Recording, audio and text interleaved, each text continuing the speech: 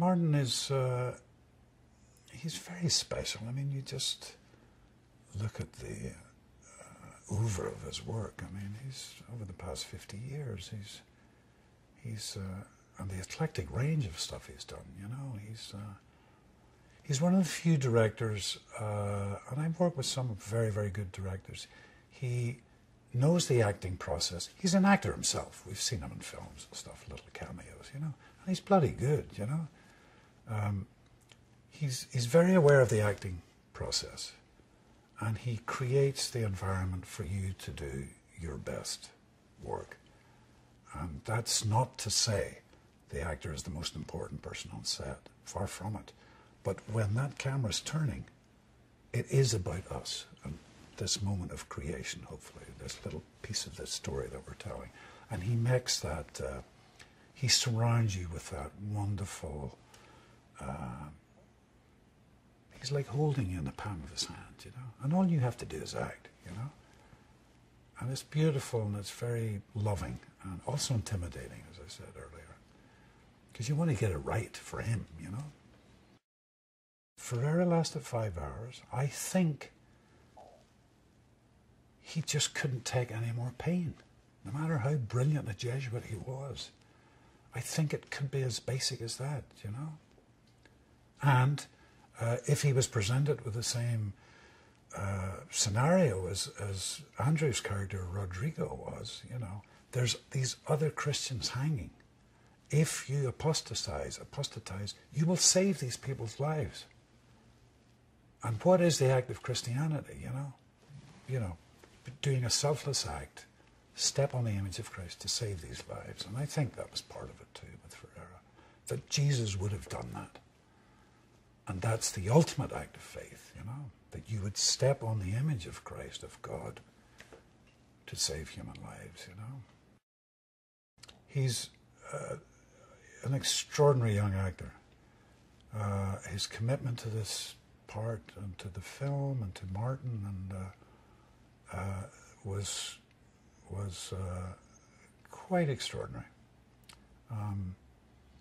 He's a very, very special man. I recently saw Hacksaw Ridge too, and he's, oh my God, you know, 2 films about faith. My gosh, he's very, very special, I think, Andrew. Yeah.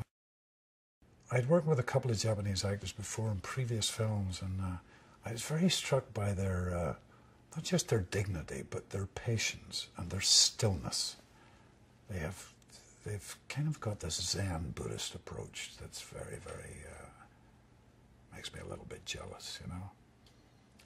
They could have stood there for hours and hours, you know, absorbing what Martin was saying and just, you know, take after take after take, and totally committed to the moment, you know.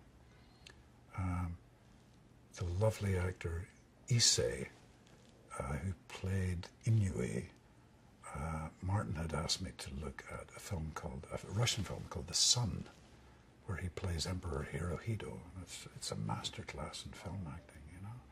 So I was acting with him, and I was very, very aware of his presence and his aura, you know. The film does have many layers. It does have a kind of an action-adventure thing, which hopefully will keep audiences entertained. But it does have a deeper level of a spiritual quest for faith, for God. Is there a God? Does he or she speak? Is he going to speak to one of the actors, one of the Jesuits? The film's called Silence. And this faith in our story with these 2 Jesuits, played by Andrew and Adam, is they're put through the treadmill of doubt and fear and privations of hunger and destitution and cold and always asking is are you there, you know? And that can go as deep as we as the audience want to see it as, want to experience it. You know, it is the question we all ask, you know, no matter if you're a believer in a religious faith or not, you know. Why are we here? what is it about? The story of the film,